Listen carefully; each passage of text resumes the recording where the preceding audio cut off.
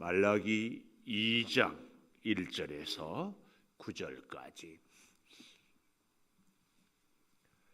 말라기 2장 1절에서 9절. 너희 제사장들아, 이제 너희에게 이같이 명령하노라. 만군의 여호와가 이르노라. 너희가 만일 듣지 아니하며 마음에 두지 아니하여 내 이름을 영화롭게 하지 아니하면 내가 너희에게 저주를 내려 너희의 복을 저주하리라. 내가 이미 저주하였나니 이는 너희가 그것을 마음에 두지 아니하였음이라. 보라, 내가 너희 자손을 꾸짖을 것이요 똥 곧 너희 절기의 희생의 똥을 너희 얼굴에 바를 것이라. 너희가 그것과 함께 취하여 버림을 당하리라. 만군의 여호와가 이르노라. 내가 이 명령을 너희에게 내린 것은 레위와 세운 나의 언약이 항상 있게 하려 함인 줄을 너희가 알리라. 레위와 세운 나의 언약은 생명과 평강의 언약이라. 내가 이것을 그에게 준 것은 그로 경외하게 하려 함이라.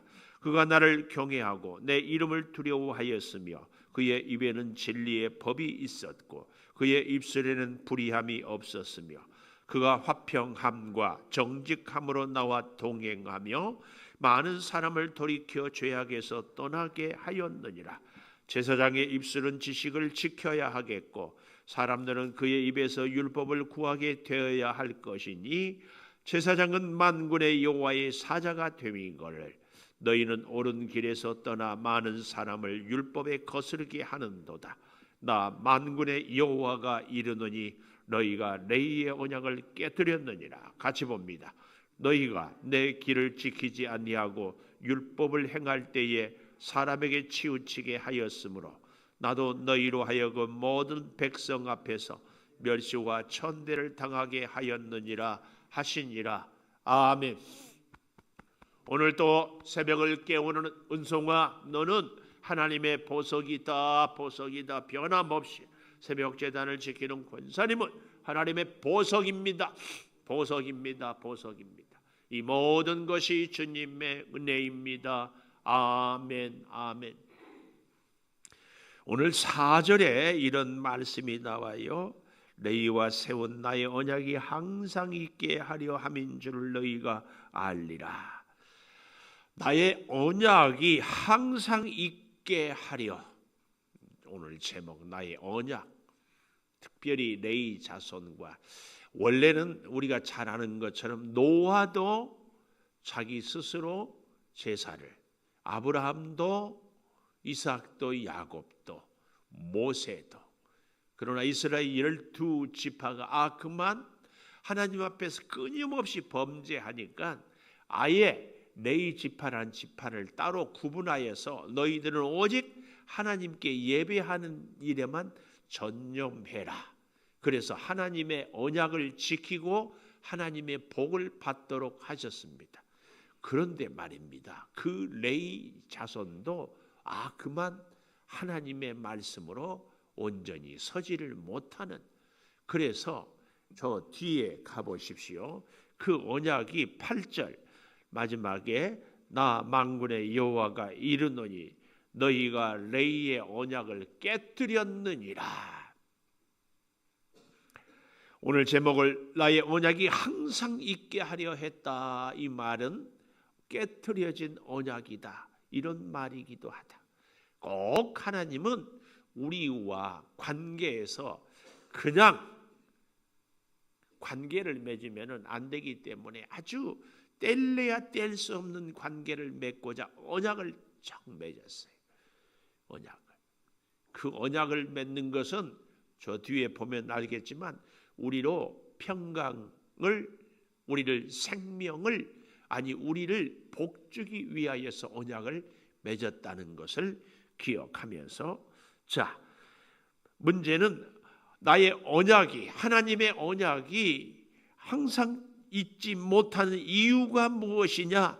첫째로 그 2절에 너희가 만일 듣지 아니하며 마음에 두지 아니하여, 2절 마지막에도 너희가 그것을 마음에 두지 아니하였다.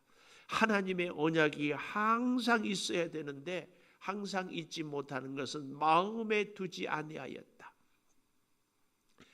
우리의 마음이 항상 하나님께 집중해서 일할 때에도 쉴 때에도 걸을 때에도 설 때에도 앉았을 때도 누웠을 때에도 잘 때에도 낮에도 항상, 그래서 무엇을 하든지 어떻게 하나님의 영광을 위하여 이렇게 하기를 말씀하고 계십니다. 그런데 그만 마음에 두지 아니하였어요. 마음에 두지 아니하니까 2절 잘 보십시오. 듣지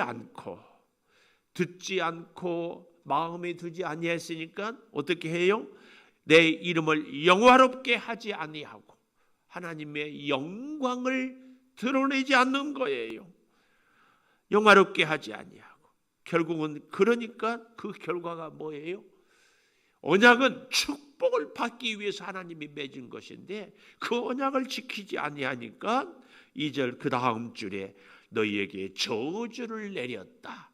이 저주는요, 우리가 어제 아침에 본 14절에 짐승떼 가운데에 수컷이 있거늘 그 서원하는 일에 흠 있는 것으로 속여 내게 드리는 자는 저주를 받으리니. 하나님이 저주, 징계, 심판. 재미있는 것은 말락이라는 이름의 뜻이 나의 사자 이런 뜻이에요. 나의 사자. 좀 더 쉽게 얘기하면은 엊그제 왔던 우리 딸아이가 아빠 설교는 너무 어려워 그래요. 어려워요? 나는 굉장히 쉽게 한다고 하는. 뭐가 어려운지 아주 제가 그렇게 뭐 지적인 사람도 못 되거든요. 하여튼 이 나의 사자, 그래서 이 사자란 말이 어려울까 싶어서 해석을 해요. 심부름꾼, 하나님의 심부름꾼, 이게 말라기예요. 말라기의 이름의 뜻이 하나님의 심부름꾼. 근데 심부름꾼은 어떻게 해야 돼요? 시키는 대로 해야지. 시키는 대로. 이게 중요합니다. 심부름꾼은요, 시키는 대로 해야 돼. 우리가 같은 말을 해도요, 한 사람만, 한 다리만 건너면 어때요? 그 뜻이 달라진다고 그러잖아요. 한 사람만 달라져. 이게 기가 막힌 거예요. 근데 심부름을 보냈더니 엉뚱하게 자기가 하고 싶은 대로 말을 해버려. 또 심부름을 보냈더니 엉뚱한 사람한테, 자기가 좋아하는 사람한테 가서 뭘 전해주고 와요. 심부름을 보냈더니 가기 싫다고 안 가고는 갔다고 그래 버리는 거예요. 이게 있을 수 없는 일이죠. 그런데 레위 자손들이 제사를 드리면서 그 일을 하는 거예요. 특별히 우리가 이 말라기는 학계 선지자라든지 스바냐 선지자는 다 같은 시대, 특별히 대표적으로 학계 선지자가 정말 백성들을 아주 마음을 감동을 시켜가지고 성전 건축을 드디어 완성을 할 수 있도록 했거든요. 그러고 나면 어떻게 해요? 이제 하나님이 큰 복을 주실 줄 알았는데 복이 안 오는 거예요. 그들이 생각하는 복은 뭐예요? 오늘날 우리 현대인들처럼 돈 많이 버는 것만 생각하는 거예요. 오늘날 우리 교회 다니는 성도들 중에서도요, 하나님을 믿으면서도요, 복하면은 부자 되는 것, 이것만 복이야. 근데 하나님 마음에서, 하나님 입장에서 우리에게 주시는 복은요, 하나님과 우리가 아주 친밀해지는 것, 하나님의 언약을 다 지키는 것, 이게 복이에요. 하나님은요, 하나님과 우리와의 관계가 아주 친밀해지면 필요한 것을 다 채워주시고 해결해 주시는데, 우리는 하나님 언약 필요 없어요, 돈만 주세요, 그러고 있거든요. 이걸 우리가 잘 생각을 해봐요. 그러니까 이스라엘 백성들이 하나님으로부터 복을 받지 못했다, 성전을 짓고 충성해도 소용이 없다, 그러는 거예요. 그래서 우리가 어제 보았지요. 6절에 보십시오. 1장 6절. 내 이름을 멸시, 아주 조롱하고 멸시해. 그러니까 뭐라고 얘기해요? 아들은 아버지를, 종은 주인을 공경하나 내가 아버지고 주인인지 너희가 나를 공경함이 없다.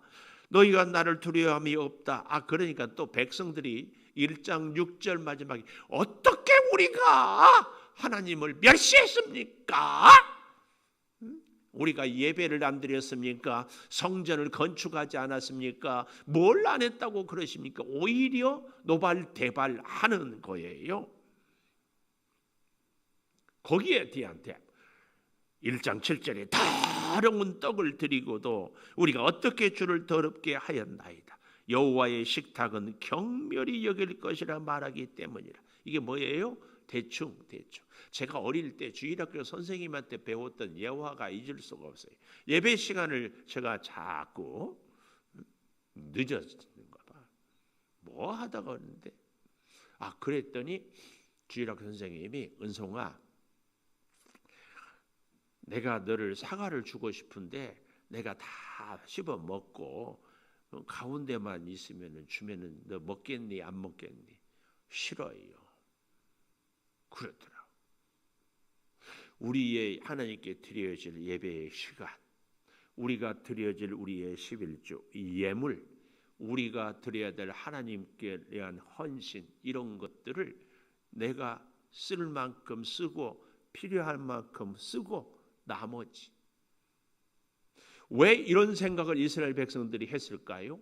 하나님의 성전을 짓고 하나님의 말씀대로 했더니 복을 못 받은 거야. 돈을 못 버는 거야. 여기만 머리에 꽉 박혀 있으니까 그들이 예물을 더러운 것을 드려버려요. 그것이 뭐예요? 13절, 1장 13절 잘 보십시오. 만군의 여호와가 이르노라. 너희가 또 말하기를 이 일이 얼마나 번거로운고. 이게 번거롭다 말은 귀찮다. 이 일이 뭐예요? 꼭 흠없는 양을 드려야 되고 온전한 제사를 드려야 되고 이것이 번거롭다. 우리 교회 식구들은 그러지 않겠지만 바로 그렇게 예배를 한 번, 두 번 드릴 것 아니고 평생 드릴 것인데 이렇게 꼬박꼬박 시간 제때 맞추고 뭘 하고 해야 되는가? 이렇게 생각하는 분들이요 있을 수 있다. 번거로운 거 하면서 코웃음 치고 그랬죠. 우습게 생각해 하나님께 예배돼. 어제도 새벽기도 오늘도 새벽기도 우습게 생각해. 훔친 물건, 저는 것, 병든 것을 가져와. 너희가 이같이 봉헌물을 가져오니 내가 그것을 너희 손에서 받겠느냐? 그런 것을 드리니까 14절에 저주를 파린 서원하는 일에 흠 있는 것으로 속이었어. 이게 기가 막힌 일. 눈먼 것, 저는 것, 병든 것. 오직 답답하면은요 1장 10절에 밑줄 그으세요. 세 번째 줄에 너희 중에 성전문을 닫을 자가 있었으면 좋겠다. 하나님이 가장 기뻐하는 것이 성전에서 하나님께 예배하는 거예요. 예배하는 거. 예배는 뭐예요? 우리가 좀 수준이 그렇지만 하나님을 칭찬하는 거예요. 하나님께 감사하는 거예요. 여러분, 우리도 살다가 제일 좋은 말이 무슨 말이에요? 나를 칭찬해 주는 거예요. 아닌가요? 나에게 감사하다고. 맨날 먹는 밥이지만 밥 먹고 나서 아이고 참 밥 잘 먹었어요. 밥 참 맛있어요. 해주면 얼마나 좋아요. 우리가 물 한 모금을 마셔도 커피 한 잔을 대접받아도 아이고 감사합니다. 그러면 또 사주고 싶어요. 커피 한 잔을 마셔도 입 싹 닫고 당연한 거 주지. 기왕이면 더 비싼 거 좋은 거 사주지 그러면은요 절대 사주지 마세요. 지금 그 얘기를 1장에 의해서 여기 나의 언약이 항상 있게 하기 위해서는. 그런데 그렇게 하지 않으니까 복이 아니라 뭐가 내렸다? 저주가 내렸다. 오늘 우리가 복을 받는 것도 저주를 당하는 것도 나하기 나름이다. 지금 말라기는 그걸 가르쳐요. 그래서요, 밑줄 3절, 내가 너희 자손을 꾸짖을 것이요. 우리에게 가장 큰 비극은요, 우리의 자녀가 안 되는 거. 자녀를 꾸짖어. 그리고 똥, 곧 너희 절기에 희생의 똥을 너희 얼굴에 바를 것이야. 근데 여기 이 3절의 자손이라는 단어는요, 다른 말로 씨앗 혹은 열매, 그런 의미도 있습니다. 그래서 이 전 개역 성경에서는 씨앗 이렇게 얘기를 했는데요. 예, 자손이라고 번역을 해도 참 좋아요. 그렇지만 씨앗으로 얘기해 봐도 의미가 좋은 것이요. 보라, 내가 너희의 열매를, 씨앗을 꾸짖고 그것을 똥, 곧 너희 절기 희생의 똥을 그것에 다 섞어서 함께 제하여 버림을 당하리라. 하나님의 것을 구별하여 온전히 드리지 아니하면 결국은 너희의 그 열매도 다 거두어 가겠다. 불태워 버리겠다. 그 얘기를 하고 있습니다. 그래서요, 레위와 세운 언약 4절, 레위와 세운 나의 언약이 항상 있게. 그래서 예레미야서에서 내 길은 너희 길과 다르고 내 생각은 너희 생각과 달라서 나는 항상 너희를 복주고 너희를 보호하고 너희를 위하는 것이 나의 뜻이거늘. 이것입니다. 우리는 하나님에 대하여서 오해하면 안 됩니다. 자꾸 집안 얘기를 해서 죄송해요. 우리 아이들이 엊그제 주일날 오후에 왔는데 지금도 아빠 생각하면은 무서운 기억밖에 없대. 첫째, 제 잘못이죠. 그러나 저도 항변하고 싶어요. 제가 우리 아이들을 맨날 혼만 냈겠어요? 사랑을 많이 했겠어요? 근데 기억에는 그것만 남는 거예요. 여러분, 우리가 하나님을 생각할 때요, 하나님의 사랑이 생각납니까? 하나님이 두려운 하나님만 생각납니까? 네, 하나님의 그 사랑을 우리가 잘 보고 듣고 깨닫는 것, 이게 복된 사람이에요. 이게. 하나님의 언약이 절대로 우리 인생의 저주가 돼서는 안 됩니다. 하나님의 언약은 반드시 우리 인생의 축복이 되어야 하는 줄을 믿습니다. 꼭꼭 그러려면은 하나님께 우리가 우리 언약을 잘 지키는 것. 나의 가장 우선순위는 하나님. 나의 하루 일상에서 가장 귀한 시간도 하나님께. 나의 최고는 늘 하나님. 그래서 무엇을 하든지 누구를 만나든지 어디를 가든지 하나님으로. 이게요, 나의 언약이 항상 있게 하는 이 4절의 레위의 언약입니다. 그 언약은요, 5절에 보십시오. 레위와 세운 나의 언약은 생명과 평강의 언약이라. 우리를 살려주시는 생명, 우리에게 샬롬, 부족함이 없이 채워지는 평강의 언약, 평강. 어디 그뿐입니까? 6절에 보십시오. 그의 입에는 진리의 법이 있고 입술에는 불의함이 없어서 그가 화평과 정직으로 나와 동행해요. 하나님이 우리를 속이지는 않잖아요. 하나님이 여기서는 이 말했다, 저기서는 저 말했다, 그러지 않아요. 하나님은 아담 창조 때로부터 지금까지 오직 일관되게 이 변함없는 하나님의 말씀, 하나님의 약속. 근데 우리가 자꾸 변하면서 하나님을 믿을 수 없습니다. 우리가 잘 알지 못하면서 하나님 너무합니다. 자꾸 이런 생각을 하거든요. 하나님을 잘 알고 하나님의 뜻을 잘 깨닫고 그래서 하나님의 손을 꼭 붙잡고 살아가서 여기 6절에 화평과 정직으로 동행하여서 나뿐만 아니라 여기 보십시오. 많은 사람을 돌이켜 죄악에서 떠나게, 나뿐만 아니라 많은 사람을 돌이켜 죄악에서 떠나게. 이 일을 위해서 제사장의 입술은 지식을 지켜야 돼요. 하나님의 그 말씀, 하나님에 대한 것, 그리고 사람들은 그의 입에서 율법을 구하여야 그때의 제사장은 만군의 여호와의 사자가 되며 하나님의 심부름꾼이 되는 것입니다. 너희는 8절 옳은 길에서 떠나 많은 사람을 율법에서 거스르게 하는도다. 많은 사람을 율법에서 거스르게 하는도다. 오늘날하고 참 비슷해요.